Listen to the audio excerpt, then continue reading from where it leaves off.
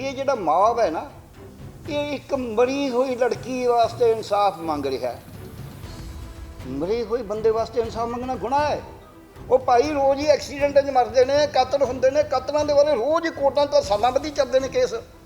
ये बयान दे रहा पब्लिक रिलेशन अफसर डायरैक्टर कि वो सुरजीत सिंह का भोरा भी कसूर नहीं, और जिन्हों ने हमला करे तो सख्त तो सख्त कार्रवाई करांगे। ये तो इन्हों का इरादा पता लग जाता।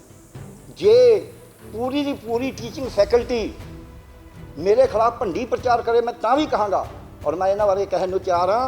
बाबे नानक ने मैनू सिखाया है, क्योंकि जे साडे नौजवान लड़के लड़कियां नाल कुछ होऊगा विद्यक अदारियां दे विच जां हस्पतालों के कल नूं होवे ते असीं ना बोलीए तो फिर साडा जीन दा धरका है। इन्हां कुड़ियां ये कह रही ने भी कोई मरगत हो गई साडे घर ते, मैं छुट्टी नूं कहा, मैनूं कहंदे तुहाडे तां रोज़ ही मरगत होनी है, फिर ना पढ़िया करो।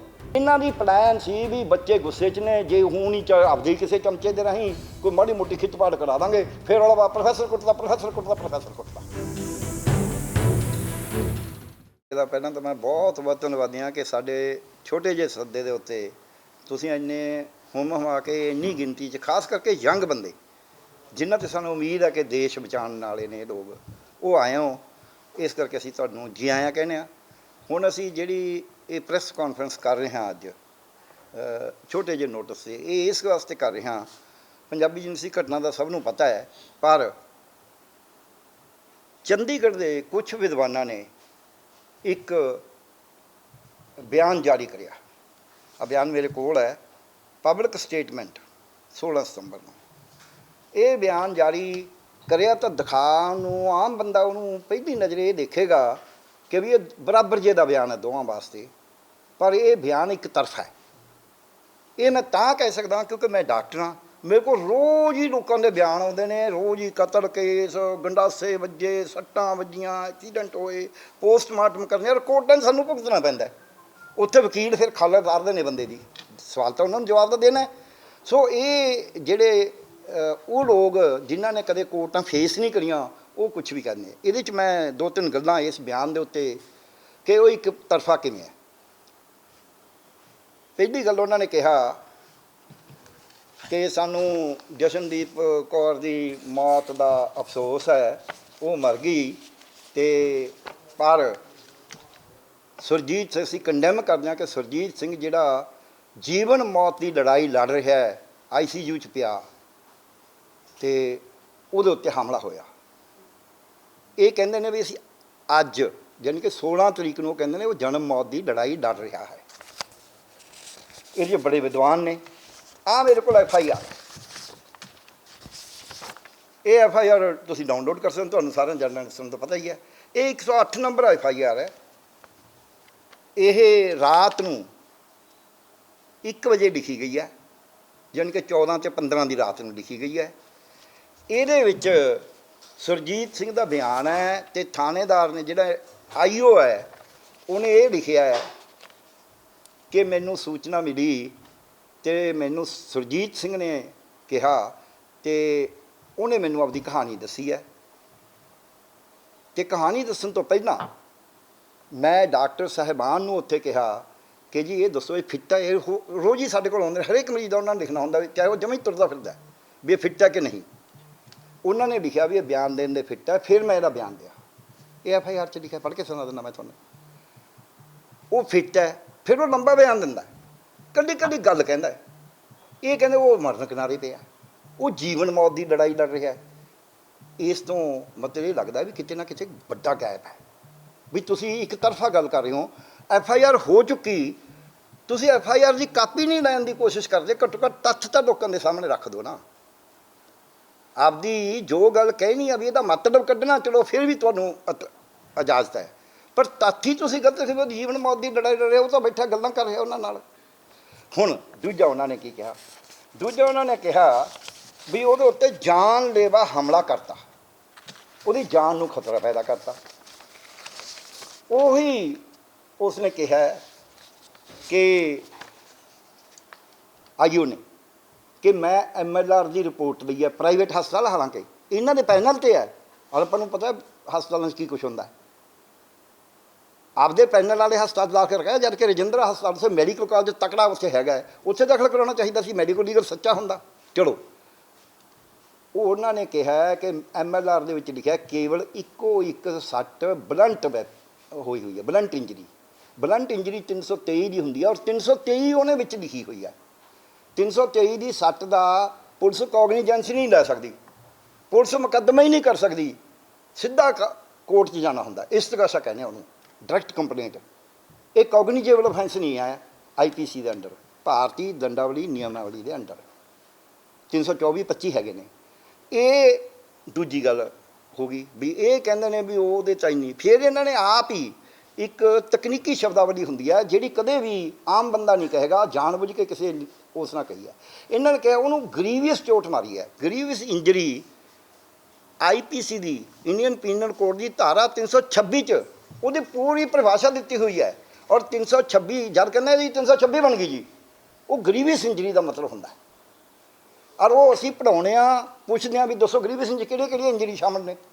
ਬੰਦੇ ਦਾ ਦੰਦ ਨਿਕਲ ਜੇ, ਬੰਦੇ ਦਾ ਕੋਈ ਜੋੜ ਟੁੱਟ ਜੇ, ਕੋਈ ਹੱਡੀ ਟੁੱਟ ਜੇ, ਕੋਈ ਉਂਗਲ ਵੱਢੀ ਜਾਵੇ, ਇਹਨਾਂ ਨੂੰ ਗਰੀਵੀਅਸ ਇੰਜਰੀ ਕਹਿੰਦੇ ਨੇ।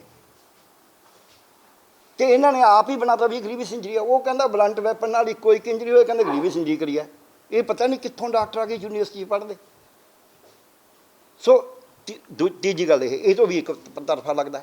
ਫਿਰ ਇਹਨਾਂ ਨੇ ਆਖਿਆ ਵੀ ਇਹ ਜਿਹੜਾ ਮੌਬ ਹੈ ਨਾ, ਇਹ ਇੱਕ ਮਰੀ ਹੋਈ ਲੜਕੀ ਵਾਸਤੇ ਇਨਸਾਫ ਮੰਗ ਰਿਹਾ ਹੈ। ਮਰੇ ਹੋਏ ਬੰਦੇ ਵਾਸਤੇ ਇਨਸਾਫ ਮੰਗਣਾ ਗੁਨਾਹ ਹੈ। ਉਹ ਭਾਈ ਰੋਜ਼ ਹੀ ਐਕਸੀਡੈਂਟਾਂ 'ਚ ਮਰਦੇ ਨੇ, ਕਤਲ ਹੁੰਦੇ ਨੇ, ਕਤਲਾਂ ਦੇ ਬਾਰੇ ਰੋਜ਼ ਹੀ ਕੋਰਟਾਂ 'ਚ ਸਾਲਾਂ ਬੱਧੀ ਚੱਲਦੇ ਨੇ ਕੇਸ। ਇਹਨਾਂ ਦੀ ਗੱਲ ਮੰਨਦੇ ਵੱਡੇ ਵਿਦਵਾਨਾਂ ਦੀ, ਫਿਰ ਤਾਂ ਮਰੇ ਹੋਏ ਬੰਦੇ ਦਾ ਇਨਸਾਫ ਮੰਗਣਾ ਹੀ ਨਹੀਂ ਚਾਹੀਦਾ। ਆਪ ਮਰੇ ਜੱਗ ਪੜ੍ਹ ਲਓ, ਕਿਉਂਕਿ ਇਹ ਲਿਖਦੇ ਨੇ ਵਿੱਚ, ਪੜ੍ਹ ਲਓ FIR ਜੀ ਇਹਨਾਂ ਦੀ, ਸੌਰੀ ਆਹ ਜਿਹੜਾ ਆ ਪਿਆ ਮੇਰੇ ਕੋਲ ਸਟੇਟਮੈਂਟ, ਵੀ ਮਰੀ ਹੋਈ ਕੁੜੀ ਵਾਸਤੇ ਮੰਗ ਰਹੇ ਨੇ। ਕੀ ਗੁਨਾਹ ਕਰ ਰਹੇ ਨੇ ਬੱਚੇ? ਇਸ ਤੋਂ ਅੱਗੇ ਫਿਰ ਕੀ ਕਰਦੇ ਨੇ? ਫਿਰ ਇਹ ਲਿਖਦੇ ਨੇ ਵੀ ਉਹ ਮੌਬ ਨੇ ਜਦੋਂ ਉੱਥੋਂ ਨਿਕਲਿਆ ਉਹਨੂੰ ਕੁੱਟਿਆ। ਸੁਰਜੀਤ ਸਿੰਘ ਆਪਦੇ ਬਿਆਨ 'ਚ ਕੀ ਕਹਿੰਦਾ? ਸੁਰਜੀਤ ਸਿੰਘ ਇਹ ਕਹਿੰਦਾ ਹੈ, 3 ਵੱਖਰੇ ਵੱਖਰੇ ਬਿਆਨ ਜਿਹਦੇ ਤੋਂ ਪਤਾ ਲੱਗਦਾ ਵੀ ਯੂਨੀਵਰਸਿਟੀ ਕੀ ਕਰ ਰਹੀ ਹੈ। ਪਹਿਲੇ ਦਿਨ ਇਹਨਾਂ ਦਾ ਪਬਲਿਕ ਰਿਲੇਸ਼ਨ ਡਾਇਰੈਕਟਰ ਦਾ ਬਿਆਨ ਆਉਂਦਾ ਹੈ। ਉਹ ਕਹਿੰਦਾ ਹੈ ਇੱਕ ਕੁੜੀ ਜਸ਼ਨਪ੍ਰੀਤ ਕੌਰ, ਉਹ ਦਮੇ ਦੀ ਮਰੀਜ਼ ਸੀ, ਉਹਨੂੰ ਸਾਹ ਚੜ੍ਹ ਗਿਆ। ਇਹ ਵੀਡੀਓ ਹੈ ਮੇਰੇ ਕੋਲ, ਜਿਹਨੇ ਦੇਖਣੀ ਦੇਖ ਲਓ। ਸਾਹ ਚੜ੍ਹ ਗਿਆ, ਉਹ ਹੈਲਥ ਸੈਂਟਰ 'ਚ ਲੈ ਗਏ ਅਸੀਂ ਉਹਨੂੰ, ਉੱਥੇ ਉਹਦਾ ਇਲਾਜ ਹੋਇਆ, ਉਹ ਠੀਕ ਹੋ ਗਈ। ਡਾਕਟਰ ਨੇ ਉਹਨੂੰ ਠੀਕ ਸਮਝਿਆ, ਅਸੀਂ ਉਹਨੂੰ ਹੋਸਟਲ 'ਚ ਭੇਜਤਾ ਉਹਦੇ ਕਮਰੇ 'ਚ। ਉੱਥੇ 12 ਵਜੇ ਉਹਦੇ ਮਾਪੇ ਆਏ, ਪਹਿਲਾਂ ਹੀ ਉਹਨਾਂ ਨੂੰ ਫੋਨ ਕਰਤਾ ਸੀ, ਉਹ ਉਹਨੂੰ ਨਾਲ ਲੈ ਗਏ। ਅੱਜ 12 ਵਜੇ ਸਾਨੂੰ ਪਤਾ ਲੱਗਿਆ ਕਿ ਰਾਤ 12 ਵਜੇ ਉਹਦੀ ਮੌਤ ਹੋ ਗਈ। ਇਹ ਉਹਦਾ ਬਿਆਨ ਹੈ। ਉਹ ਤੋਂ ਬਾਅਦ VC ਬਿਆਨ ਦੇ ਰਿਹਾ ਸਟੂਡੈਂਟ ਦੇ ਸਾਹਮਣੇ ਖੜਾ ਹੋ ਕੇ। ਇਹ ਨਾਲ ਇਹ ਵੀ ਕਹਿ ਰਿਹਾ ਵੀ ਇਹ ਪ੍ਰੋਫੈਸਰ ਸੁਰਜੀਤ ਸਿੰਘ 'ਤੇ ਜਿਹੜਾ ਹਮਲਾ ਕਰਿਆ ਉਹਦਾ ਕਸੂਰ ਕੋਈ ਨਹੀਂ, ਇਹਨੇ ਕੋਈ ਇਨਵੈਸਟੀਗੇਸ਼ਨ ਨਹੀਂ ਅਜੇ ਕਰੀ। ਇਹ ਬਿਆਨ ਦੇ ਰਿਹਾ ਪਬਲਿਕ ਰਿਲੇਸ਼ਨ ਅਫਸਰ ਡਾਇਰੈਕਟਰ ਕਿ ਉਹ ਸੁਰਜੀਤ ਸਿੰਘ ਦਾ ਭੋਰਾ ਵੀ ਕਸੂਰ ਨਹੀਂ, ਔਰ ਜਿਨ੍ਹਾਂ ਨੇ ਹਮਲਾ ਕਰਿਆ ਉਹ 'ਤੇ ਸਖਤ ਤੋਂ ਸਖਤ ਕਾਰਵਾਈ ਕਰਾਂਗੇ। ਇਹ ਤੋਂ ਇਹਨਾਂ ਦਾ ਇਰਾਦਾ ਪਤਾ ਲੱਗ ਜਾਂਦਾ। ਨਾ ਤੂੰ ਸਾਹਮਣੇ ਹੈ, ਨਾ ਤੂੰ ਦੇਖਿਆ, ਤੂੰ ਆਪਣੀ ਇਹ ਕਹਿ ਰਿਹਾ। ਇਸ ਤੋਂ ਅੱਗੇ ਵਾਈਸ ਚਾਂਸਲਰ ਕੀ ਕਹਿੰਦਾ? ਵਾਈਸ ਚਾਂਸਲਰ ਕਹਿੰਦਾ ਵੀ ਕੁੜੀ ਦਮੇ ਦੀ ਮਰੀਜ਼ ਸੀ, ਅਸੀਂ ਉਹਨੂੰ ਨੈਬੂਲਾਈਜ਼ ਕਰਿਆ। ਵੈਸੇ ਮੈਨੂੰ ਸ਼ੱਕ ਹੈ ਵੀ ਉਹਨੂੰ ਨੈਬੂਲਾਈਜ਼ ਦਾ ਪੂਰਾ ਮੀਨਿੰਗ ਪਤਾ ਹੋਵੇ। ਉਹ ਸਮਝਦਾ ਉਹ ਮਾੜੀ ਮੋਟੀ ਹਵਾ ਭਾਫ ਜੀ ਦੇ ਸੀ, ਉਹਨੂੰ ਨੈਬੂਲਾਈਜ਼ ਕਹਿੰਦਾ ਉਹ, ਕਿਉਂਕਿ ਇੰਨੀ ਕਿਹੜਾ ਕੋਈ ਦੇਖਦੇ ਨੇ ਬਰੀਕੀ 'ਚ। ਉਹ ਤਾਂ ਸਾਨੂੰ ਡਾਕਟਰ ਨੂੰ ਹੀ ਦੇਖਣਾ ਹੁੰਦਾ ਵੀ ਐਵੇਂ ਮਰੀਜ਼ ਨੂੰ ਕਿਤੇ ਹੋਰ ਹੀ ਨਾ ਕੁਛ ਕਰ ਦਈਏ। ਸੋ ਉਹਦੇ ਵਿੱਚ ਜਿਹੜਾ ਇਹਨਾਂ ਨੇ ਕਿਹਾ, ਵਾਈਸ ਚਾਂਸਲਰ ਕਹਿੰਦਾ ਉਹਨੂੰ ਨੈਬੂਲਾਈਜ਼ ਕਰਿਆ, ਉਹਦੇ ਮਾਪੇ ਲੈ ਗਏ। ਇਹਦਾ ਮਤਲਬ ਉਹਨੂੰ ਹੋਸਟਲ 'ਚ ਨਹੀਂ ਭੇਜਿਆ। ਦੂਜੀ ਗੱਲ, ਉਹ ਤਾਂ ਕੋਈ ਨੈਬੂਲਾਈਜ਼ ਦਾ ਕੋਈ ਗੱਲ ਹੀ ਨਹੀਂ ਕਰਦਾ। ਉਹ ਕਹਿੰਦਾ ਇਲਾਜ ਦਾ, ਚਲੋ ਆਪਾਂ ਮੰਨ ਲਓ ਵੀ ਨੈਬੂਲਾਈਜ਼ ਦਾ ਇਲਾਜ ਦਾ ਹੀ ਹਿੱਸਾ ਹੋਊਗਾ, ਆਪਾਂ ਇਹ ਵੀ ਮੰਨ ਲਓ। ਪਰ ਇਹ ਦੋਹਾਂ ਦੀ ਇਹ ਡਿਫਰ ਕਰ ਗਈ। ਕ੍ਰਿਮੀਨਲ ਲਾਅ ਦੇ ਵਿੱਚ ਹਮੇਸ਼ਾ ਸਟੇਟਮੈਂਟ ਦਾ ਬਹੁਤ ਵੱਡਾ ਇੰਪੋਰਟੈਂਸ ਹੁੰਦੀ ਹੈ। ਮੈਂ ਤਾਂ ਕਹਿਣਾ, ਮੈਂ ਨਹੀਂ ਜਾ ਰਿਹਾ ਵੀ ਇਹ 'ਚ ਸੱਚ ਕੀ ਹੈ ਝੂਠ, ਮੈਂ ਤਾਂ ਜੋ ਇਹਨਾਂ ਨੇ ਕਿਹਾ ਉਹਦੀ ਗੱਲ ਕਰ ਰਿਹਾ। ਮੇਰੇ ਤੇ ਦੋਸ਼ ਲਾਉਂਦੇ ਨੇ ਵੀ ਤੈਨੂੰ ਤਾਂ ਰੋਜ਼ ਹੀ ਕੰਮ ਹੈ। ਹਾਂ, ਮੈਂ ਕਹਿਣਾ ਜੇ ਪੂਰੀ ਦੀ ਪੂਰੀ ਟੀਚਿੰਗ ਫੈਕਲਟੀ ਮੇਰੇ ਖਿਲਾਫ ਭੰਡੀ ਪ੍ਰਚਾਰ ਕਰੇ, ਮੈਂ ਤਾਂ ਵੀ ਕਹਾਂਗਾ। ਔਰ ਮੈਂ ਇਹਨਾਂ ਬਾਰੇ ਕਹਿਣ ਨੂੰ ਤਿਆਰ ਹਾਂ। ਬਾਬੇ ਨਾਨਕ ਨੇ ਮੈਨੂੰ ਸਿਖਾਇਆ ਹੈ, ਸਾਢੇ ਤੈ ਤੈ ਧੋਤੀਆਂ ਤੇਰੇ ਪਾਇਨ ਤੱਗ, ਗਲੀ ਜਿਨ੍ਹਾਂ ਜਪ ਮਾਲੀਆਂ ਲੋਤੇ ਹੱਥ ਨਬੱਗ, ਓਏ ਹਰ ਕੇ ਸੰਤ ਨਾ ਆਖੀਏ ਬਨਾਰਸ ਕੇ ਠੱਗ। ਉਹ ਪੰਡਤ ਨੇ ਇਹ। अब ਮੈਨੂੰ ਕੋਈ ਝਿਜਕ ਨਹੀਂ, ਜਿਹਨੇ ਮੇਰਾ ਸਿਰ ਲਾਉਣਾ ਲਾ ਦੇ। ਕਿਉਂਕਿ ਜੇ ਸਾਡੇ ਨੌਜਵਾਨ ਲੜਕੇ ਲੜਕੀਆਂ ਨਾਲ ਕੁਛ ਹੋਊਗਾ ਵਿਦਿਅਕ ਅਦਾਰਿਆਂ ਦੇ ਵਿੱਚ ਜਾਂ ਹਸਪਤਾਲਾਂ ਦੇ ਵਿੱਚ ਕੱਲ੍ਹ ਨੂੰ ਹੋਵੇ ਤੇ ਅਸੀਂ ਨਾ ਬੋਲੀਏ ਤੇ ਫਿਰ ਸਾਡਾ ਜੀਣ ਦਾ ਧਿਰਕ ਹੈ। ਇਸ ਤੋਂ ਅੱਗੇ ਇਹ ਕਹਿੰਦੇ ਨੇ ਇਸੇ FIR ਦੇ ਵਿੱਚ ਸੁਰਜੀਤ ਸਿੰਘ ਇਹ ਕਹਿੰਦਾ ਹੈ कि मैं अंदर गया, क्योंकि मैनू वाइस चांसलर ने बुलाया सी। मैनू इन्होंने कुछ नहीं कहा, नारे नूरे लाए ने, बच्चे खड़े ने, दिखते ने इन्ने सैकड़े बच्चे खड़े ने। कहना मैं अंदर गया, वाइस चांसलर मैं सारी पोजीशन दसी है। फिर मैं वाइस चांसलर साहब ने कहा कि जी मैं इन्हों टिका देना जाके। उन्होंने आख्या जाई ना, गर्म बहुत ने, बाहर ना जाई। कहना मैं आ गया, फिर भी नाल मेरे आपदे स्टूडेंट सीगे, ते कहना मैं उत्थों लंघ गया, मैनू किसी ने कुछ नहीं कहा, नारे नूरे लाए ने। मैं कहना गंडा सिंह, डॉक्टर गंडा सिंह नहीं कहा, इज्जत इन्नी की करते हैं एक दूजे की। गंडा सिंह लाइब्रेरी को पहुंचा, मैनू यूनीवर्सिटी की सच्ची मुच्ची लोकेशन नहीं पता भी वाइस चांसलर दफ्तर तो डॉक्टर गंडा सिंह लाइब्रेरी कितनी क दूर है। कहना मैं डॉक्टर गंडा सिंह लाइब्रेरी को पहुंचा, ये ही लिखा FIR च, तो उत्थे पिछों भज के बंदे मेरे पिछे आए। एक बड़ैच शायद लिखा है, बड़ैच ने मेरा गला फड़ लिया, गलामे तो फड़ लिया, गला नहीं है, गलामे तो फड़ लिया। तो जादू जी ने हत्थ च एक लोहे का कड़ा फड़िया होया सी, उन्हें मेरे सिर च मारिया। मैनू चक्कर आ गया, मैं डिग पिया, तो ये मेरे सिर च मुक्के ते थप्पड़ मारते रहे। तो मैनू मेरे बंदियां ने फड़ के जिहदे नाल सीगे कार च पाया सिक्योरिटी वालियां ने, तो उत्थे तक भी ये मेरे मारते रहे। तो फिर वो इन्होंने झकानी दे के निकल गए। ये FIR च लिखिया। हुण गल तां इह है भी ये तो वो तो चलो अदालत च आएगा भी जे तेरा गला ही फड़िया होया सी, इन्ने तकड़े बंदे ने, फिर तू डिग किवें पिया, चक्कर तो तैनूं आ गया होऊगा, डिग तो सकदे ही नहीं। सो ये कुछ गल्लां ने। फिर इन्होंने की कहा, इन्होंने कहा यूनीवर्सिटी उच्च पद्धरी इनकुआयरी करे, पड़ताल करे, जिहड़ा आप दोषी है, जिते दोष लगते हैं उही पड़ताल करे। ये शहीन बाग वाला होने वाला है भी तकड़ा मारे भी तो रोन भी ना देवे, भी वो पड़ताल करे आप, तो जशनप्रीत बारे तो तत्थ लोगों च पेश करे, पर जिहड़े विद्यार्थियों ने दे उत्ते जिहड़ा एक्शन है ना, वो सख्त तो सख्त रहे कानून के अनुसार। यानी कि प्रोफैसरां ते जिन्होंने उन्होंने कहा, जिहड़ियां कुड़ियां ये कह रही ने भी कोई मरगत हो गई साडे घर च, मैं छुट्टी नूं कहा, मैनूं कहंदे तुहाडे तो रोज़ ही मरगत होनी है, फिर ना पढ़िया करो। ये क्राइम है, ये कहना किसी बच्चे नूं छुट्टी देना ना देना तो अगली गल है, पर ये कह नहीं सकते तुसीं। मेरे को मरीज आ जाए, वो जिन्ना मर्जी तंग होवे, ਉਹਦੇ रिश्तेदार कहने जी कोई इलाज करो, मैं कहना मैं की इलाज करना, इन्हें तो मरना ही है। थोड़ा पता मेरे तो क्रिमिनल केस दर्ज हो सकता है। मैं ये कह सकता भी देखो हालत माड़ी है, थोड़े सामने यही जी हैगी है, कोई नहीं आप कोशिश करते हैं।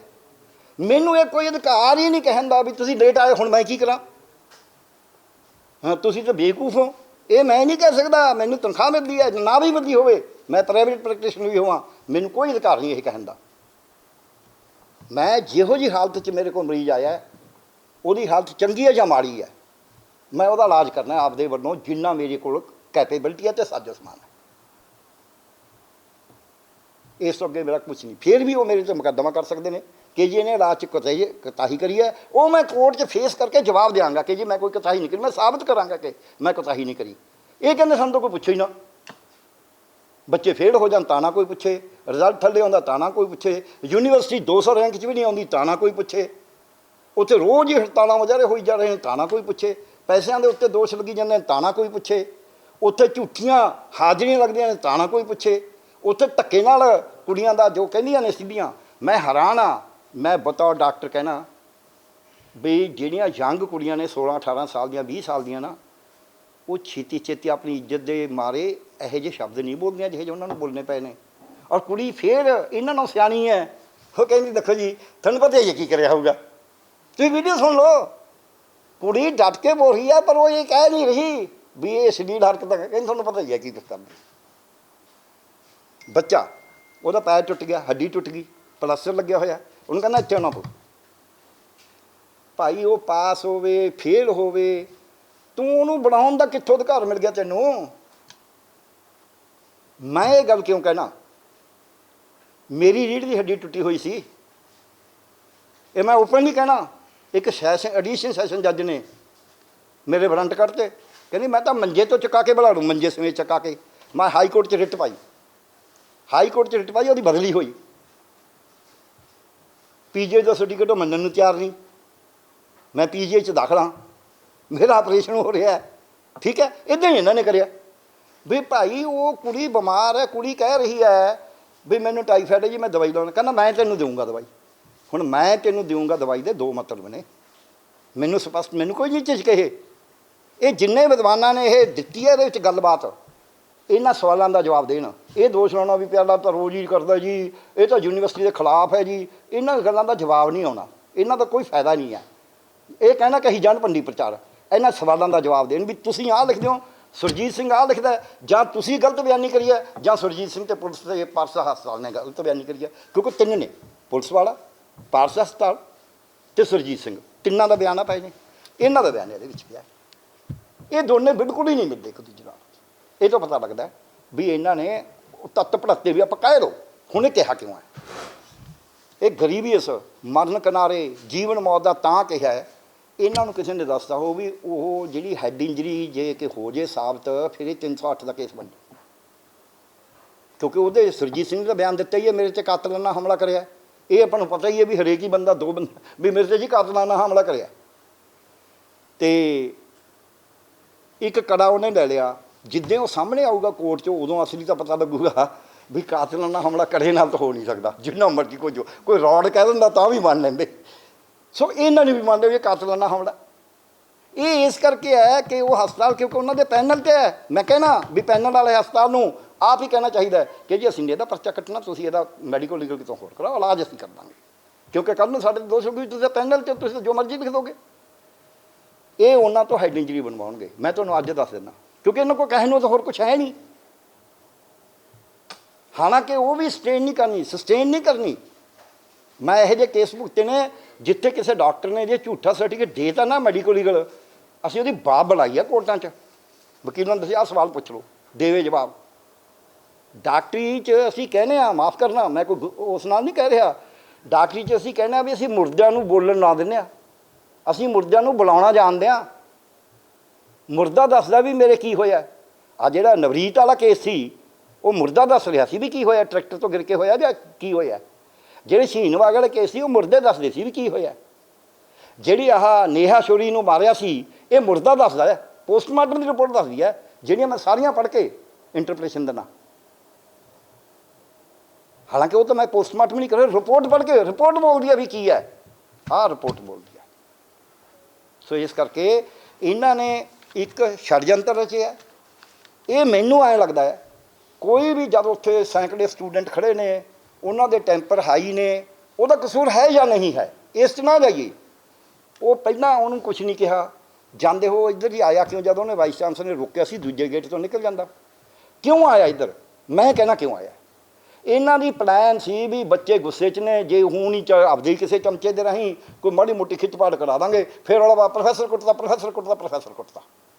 ਇਹ ਗੱਲ ਤੌਰ ਤਰੀਕਾ ਹੁੰਦਾ ਹੈ, ਉਹਦੇ ਵਿੱਚ ਬੱਚਿਆਂ ਨੂੰ ਸਜ਼ਾ ਦੇਣ ਨੂੰ ਤੁਰੇ ਫਿਰਦੇ ਨੇ।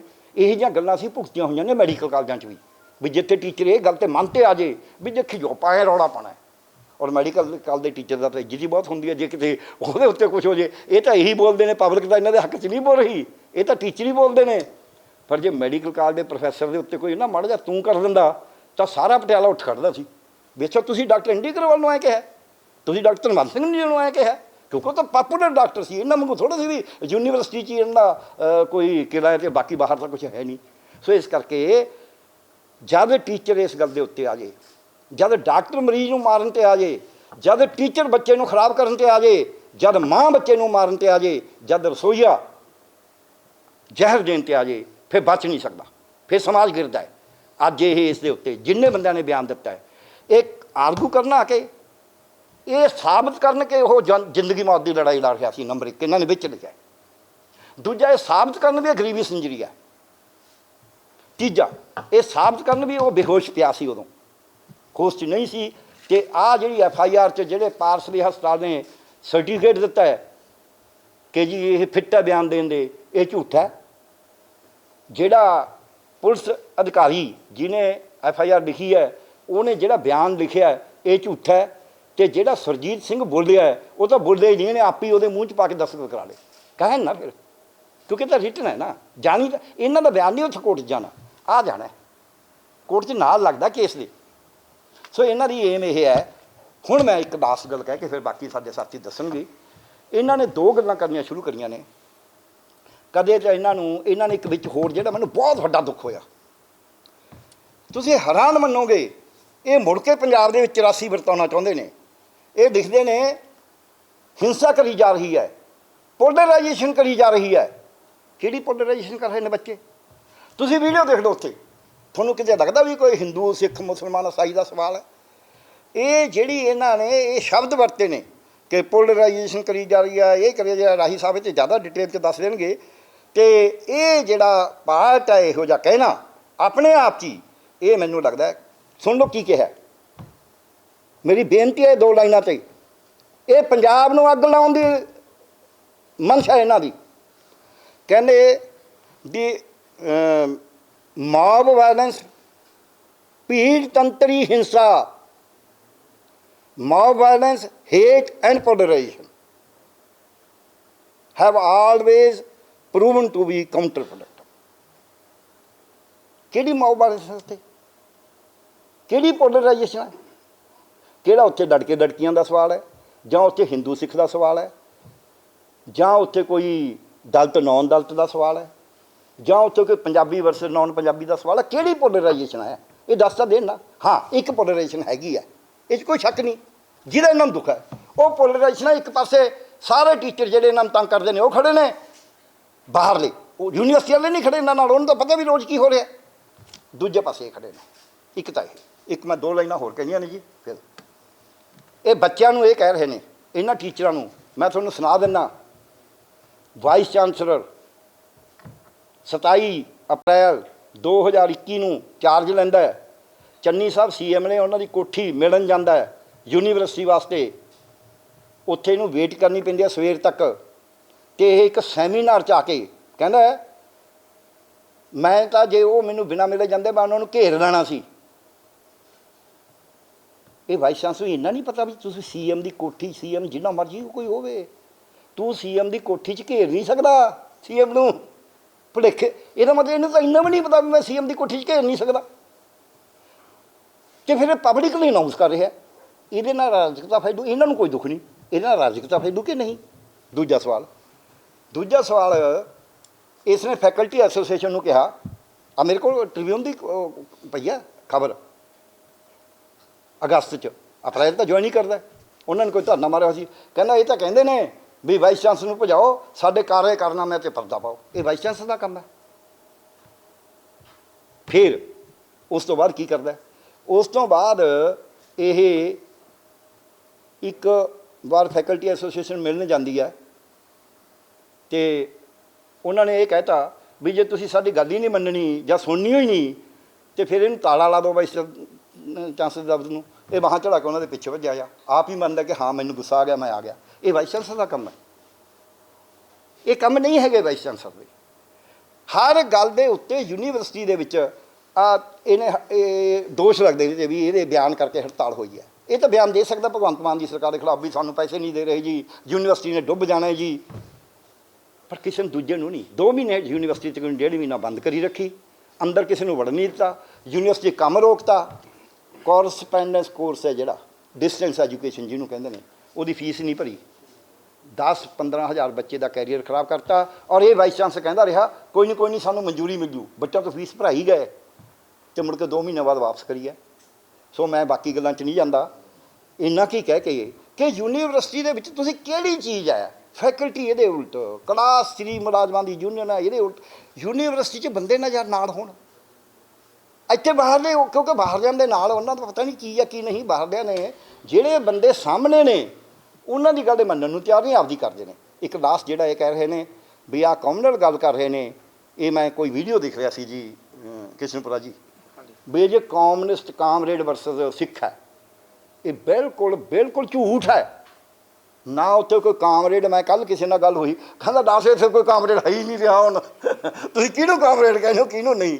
ਮੈਂ ਪੁੱਛਿਆ ਇੱਕ ਤੋਂ ਨਹੀਂ ਕਈਆਂ ਤੋਂ ਪੁੱਛਿਆ, ਮੈਂ ਕਿਹਾ ਯਾਰ ਇਹ ਤਾਂ ਦੱਸ ਦਿਓ ਵੀ ਇਹ ਕਹਿੰਦੇ ਆਹ ਹੈ, ਕਹਿੰਦੇ ਦੱਸ ਨਾ ਇੱਥੇ ਕੋਈ ਸਿੱਖ ਹੈ ਨਾ ਕੋਈ ਕਾਮਰੇਡ ਹੈ। ਇਹ ਤਾਂ ਉਂਝ ਸ਼ਕਲਾਂ ਨੂੰ ਦੇਖ ਕੇ ਜੋ ਮਰਜ਼ੀ ਕਹੀ ਜਾਂਦੇ ਨੇ ਕਿ ਇਹ ਬੱਚੇ ਨੇ, ਉਹਨਾਂ ਦੀ ਸ਼ਕਲ ਕੋਈ ਵੀ ਹੋ ਸਕਦੀ ਹੈ, ਉਹਨਾਂ ਦਾ ਧਰਮ ਵੀ ਕੋਈ ਵੀ ਹੋ ਸਕਦਾ, ਉਹਨਾਂ ਦੀ ਸੋਚ ਕੋਈ ਵੀ ਹੋ ਸਕਦੀ ਹੈ।